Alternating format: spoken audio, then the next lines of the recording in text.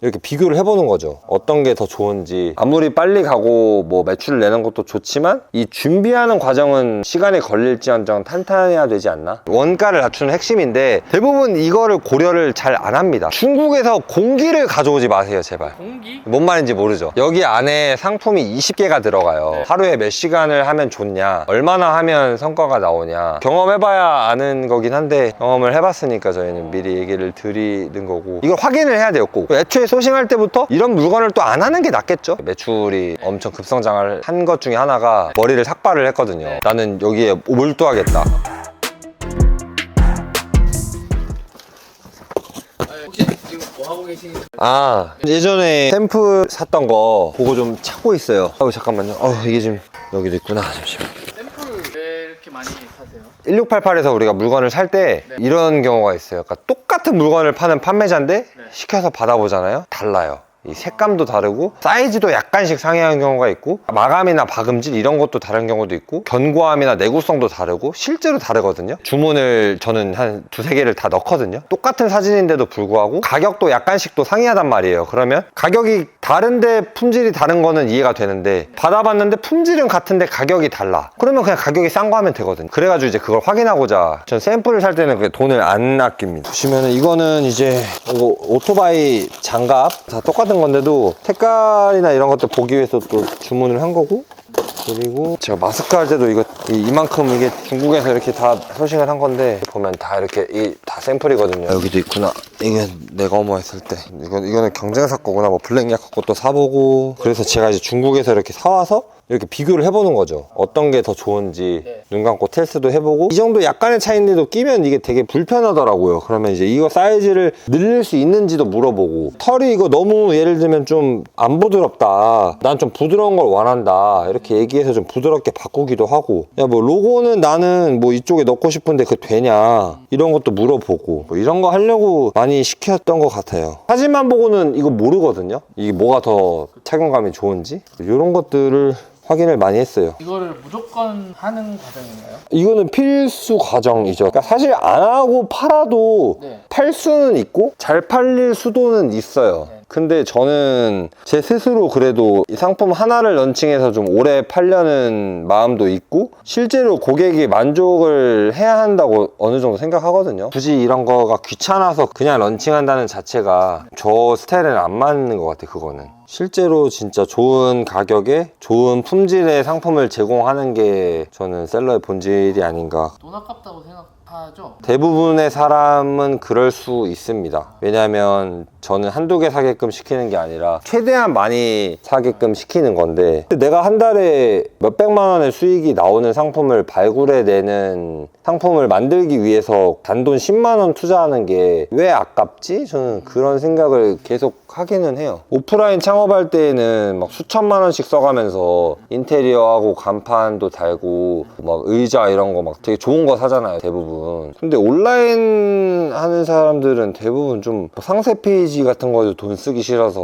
뭐 그냥 대충 만들어서 하고, 뭔가 그러니까 쓰는 거에 대해서 좀 되게 좀 거부감이 있다고 해야 되나? 그런 생각을 좀 많이 하긴 했어요. 상세 페이지 이런 거랑 뭐 사진 찍고 다 해도 진짜 저는 한 돈 100만 원이면 충분히 정말 좋게 만들 수 있는데, 500 벌기 위해서 100만 원 투자하는 게 과연 아까운 금액인 건가는 한번 다 생각을 해봐야 될 것 같아요. 결론은 사진과 실물이 다르기 때문이다. 1번은 그걸 하는 이유는, 우리는 같다고 생각한 제품이 실제로 오면 같지 않은 확률이 높다. 두 번째는 같다면 제일 싼 판매자를 찾기 위함이다. 사진은 다 똑같은 걸 쓰는데 가격이 보면 약간씩 상이하다. 아마 모르진 않을 건데 하지 않는 거고 굳이 알려주지 않을 겁니다. 왜냐면 이거를 알려주면, 제가 이제 강의를 준비한다고 했잖아요. 이걸 하는 과정까지 강사가 기다려줄 수가 없어요. 사실 시간이 이거는 좀 오래 걸리거든요. 귀찮기도 하고, 저도 사실 빠름을 추구하고 굉장히 효율을 추구해서 안 하고 싶은데, 이걸 안 했을 때 생기는 생기는 여러 가지 문제들, 그리고 저는 이제 이 사업을 되게 안정적으로 끌고 가고 싶은데 지속성이 있으려면 상품 자체는 일단 좋아야 뭐 싸게 팔든 비싸게 팔든 많이 팔든 뭔 수를 써서든 팔았을 때 문제가 없는데, 이런 것들을 안 하고 일단 많이 팔면 나중에 분명히 문제가 저는 있다고 보거든요. 아니면 경쟁자가 내 상품을 더 보완한다든지. 그래서 저는 아무리 빨리 가고 뭐 매출을 내는 것도 좋지만 이 준비하는 과정은 시간이 걸릴지언정 탄탄해야 되지 않나? 경쟁사 분석과 내 상품의 샘플을 받는 거는 이거는 당연히 해야 된다고 생각을 해요. 쿠팡을 시작하려면 이거는 알아야 된다. 그 중에 하나잖아요. 경쟁사 샘플링. 딴 게 있을까요? 시간적인 부분에 있어서 좀 질문이나 궁금한 게 많더라고요. 뭐 하루에 몇 시간을 하면 좋냐, 또는 뭐 얼마나 하면 성과가 나오냐.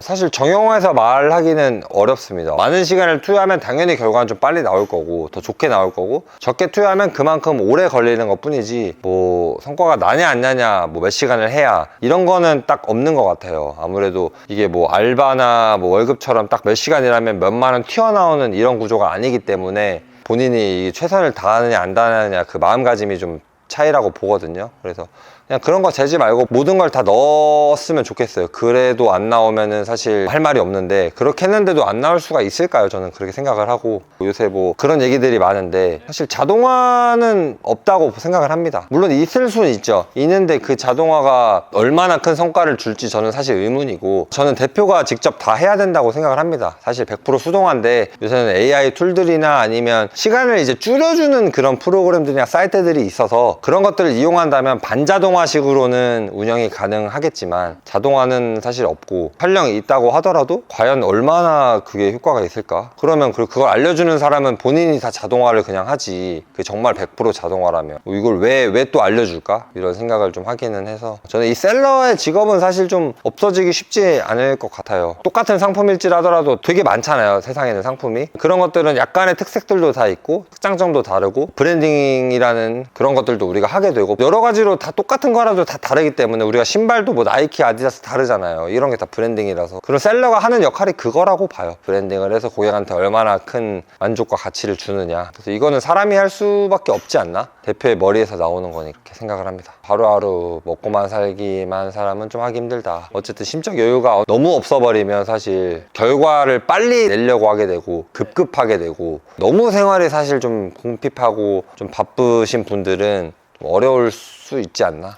이거를 그냥 또 모르는 분들이 많더라고요. 쿠팡 로켓크루스에 어쨌든 입고를 하려면 네네네. 상품에다가 바코드라는 걸 붙여야 돼요. 네. 근데 이거를 붙이는 방법이 1번은 내가 라벨기를 사서 붙인다, 2번은 배대지라는 곳을 통해서 돈을 내고 붙여온다, 3번은 쿠팡 로켓크루스에도 바코드 붙이는 기능이 생겼다, 하나당 100원인가 뭐 150원인가 내고 붙인다인데, 보통은 이 세 개 중에 많이 선택을 하시더라고요. 근데 세 개를 보면은 내가 붙인다 말고는 다 돈이 들어가요. 또 내가 붙이려면 이 몇백 개를 언제 다 붙이나요, 이거를 뽑아서? 저 같은 경우에는 이걸 그냥 판매자한테 말하거든요. 붙여서 와라. 바코드 파일을 뽑아서 미리 상품 등록을 하면 바코드를 생성할 수가 있어요. 그 바코드 파일을 보냅니다. 그럼 판매자가 붙여줄까요, 안 붙여줄까요? 안 붙여준다고 생각을 하는데 네. 99.9% 붙여줍니다. 아, 그래요? 이거 모르시는 분들도 은근 있어서, 이거는 뭐 주의사항까지는 아닌데 네, 꿀팁? 그냥 꿀팁? 다 해줍니다. 무조건 해줘요. 안 해준다면 근데 그 사람이랑 그냥 거래하지 마세요. 왜냐면 그거 하나 못 붙여줄, 바코드도 안 붙여주는 사람이 나중에 내 요구사항을 들어주겠나요? 절대 안 들어줍니다. 제가 해보니까 저희는 무조건 다 붙여서 들어와요. 다. 저희가 붙이는 거 하나도 없어요, 진짜. 애초에 중국에서 다 해버리고 오는 거죠. 중국어는 요새 그냥 저는 챗GPT 쓰거든요. 옛날에는 네이버랑 파파고 번역기 쓰다가 약간 번역이 어색해가지고 한국 사람보다 말이 더 잘 통합니다, 사실. 실제로. 아, 그래요? 예. 저도 중국어 아예 할 줄 몰라요, 진짜. 안녕하세요가 중국어 뭐더라?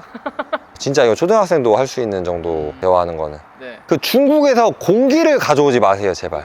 공기? 뭔 말인지 모르죠. 예를 들면 예. 옷걸이 있잖아요. 예. 옷걸이를 막 박스에 담잖아요. 예. 그러면 이제 옷걸이와 옷걸이 사이에 이 여백이 생기거든요. 이거를 이제 저희는 중국 공기를 사온다고 표현을 하는데, 그러니까 이걸 되게 최대한 좀 압축하고 박스 안에 최대한 공기가 없게끔 포장을 하는 게 원가를 낮추는 핵심인데, 대부분 이거를 고려를 잘 안 합니다. 100개를 사서 그냥 받습니다. 저 같은 경우에는 공기를 담아오면 안 되니까, 이런 특수한 물건 같은 경우에 너희 포장 어떻게 하니? 이거 박스 열어서 보여줘. 한 박스에 몇 개 들어가? 20개?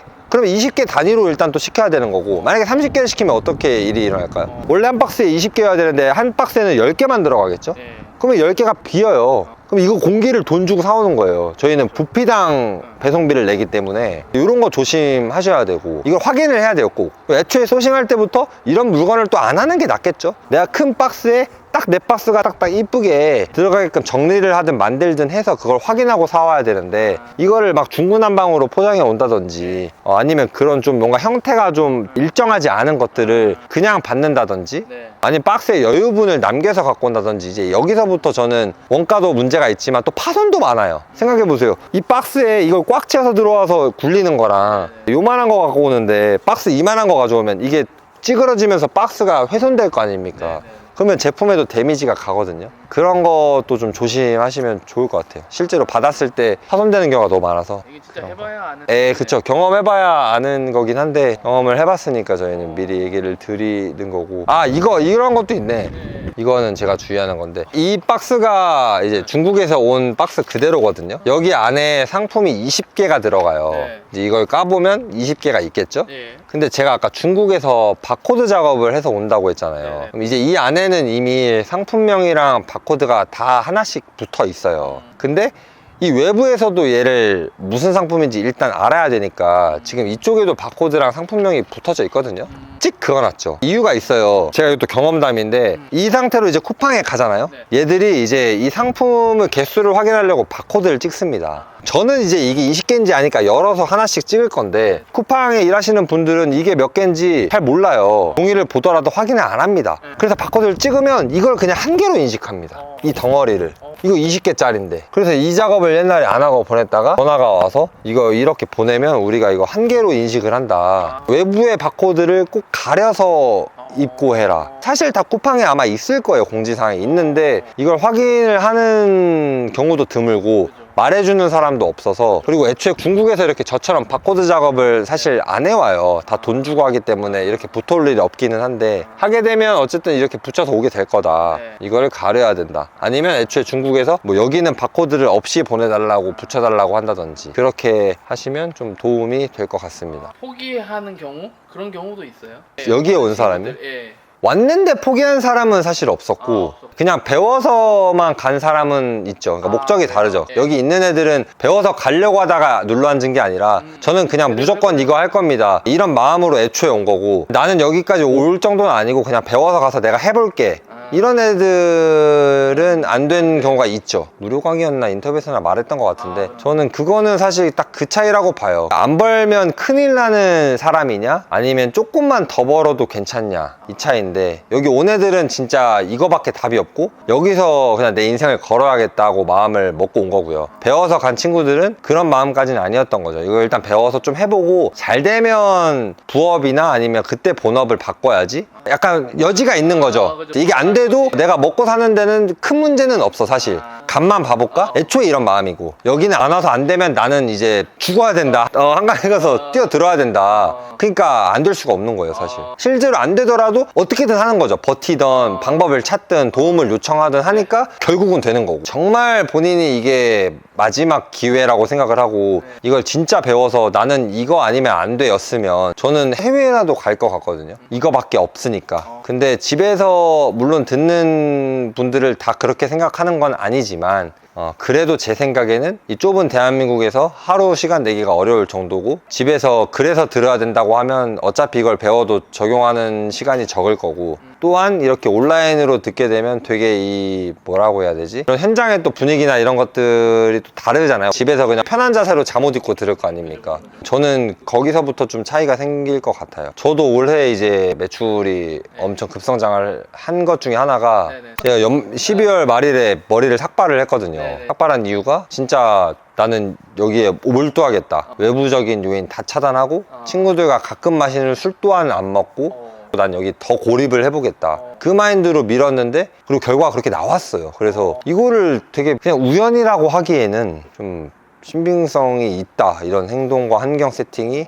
있다. 그래서 제가 온라인 강의를 안 하려고 하는 거고, 웬만하면 오프라인에 모아서 이런 교육을 좀 해야겠다, 어느 정도는 이걸 느껴봐야겠다, 이 사람들이. 그런 생각입니다. 저 말고도 다 밀었던 것도 아시죠?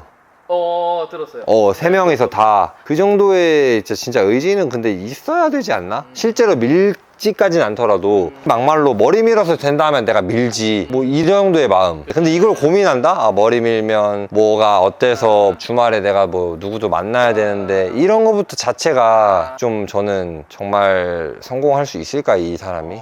이런 핑계를 대는 사람들 그렇게 생각을 하고 있고 많이 팔고 한 가지를 많이 팔고 그리고 뭐 혼자 딱히 있다. 직원 없고 뭐 딱히 그렇게 시즌을 엄청나게 타지도 않고 근데 이게 매출이 말도 안 되게 나오고 그쵸 이게 강점이죠 사실 맞아요 그러면 그러면은 나도 그렇게 되고 싶은 거잖아요 그죠.